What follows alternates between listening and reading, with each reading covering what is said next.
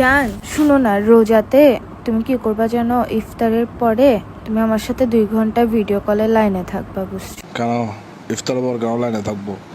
একেবারে রাতে রাতে কথা বলবো, তারাবির নামাজ কালাম ফরিডোরে আসে, বাসে এসে তারপর কথা বলবো যে কেন কেন কেন মানে কি, একটু আগে দেখলাম যে রিলসের মধ্যে বন্ধুরা ইফতারের শেষ হওয়ার সাথে সাথে দূর মারে সিগারেট খাওয়ার জন্য, কোনাচে আনাচে কানাচে। এই জন্য তুমি যাতে যাইতে না পারো, তোমার যাতে সিগারেট খাইতে না হয় বন্ধুদের সাথে, এই জন্য তুমি আমার সাথে লাইনে থাকবা, আমার সাথে কথা বলতে বলতে সিগারেটের কথা ভুলে যাবা, তারপরে তারাবির নামাজ পড়তে চলে যাবা। সবচেয়ে বড় কথা হচ্ছে আমার বান্ধবীদের মধ্যে বান্ধবীর বয়ফ্রেন্ড একটাও সিগারেট খায় না, সব বান্ধবীদের বয়ফ্রেন্ডদের মধ্যে শুধু তুমি একমাত্র সিগারেট খাও, তো আমার থেকে খারাপ লাগে না?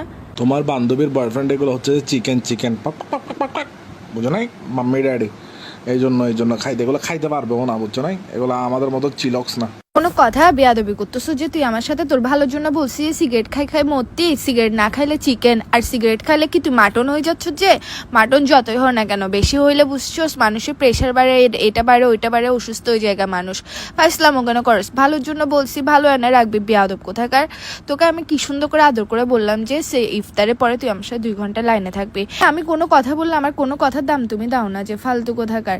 তোমাকে আমি যতবার বলি এটা করিও না ওটা করিও না, ওইটা আরো বেশি করে করো তুমি আমার সাথে। আমি এখন সিগারেট না খাওয়ার জন্যই তো বললাম, এখানে কি আমার কোনো লাভ ক্ষতি আছে?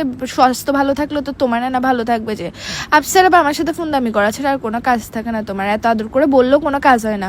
এই জন্যই তো তোর সাথে আমি ঝগড়া করি ফালতু কোথাকার। একদম সিগারেট খাইতে যা না, ব্রেকআপ করে দিব যে আবার।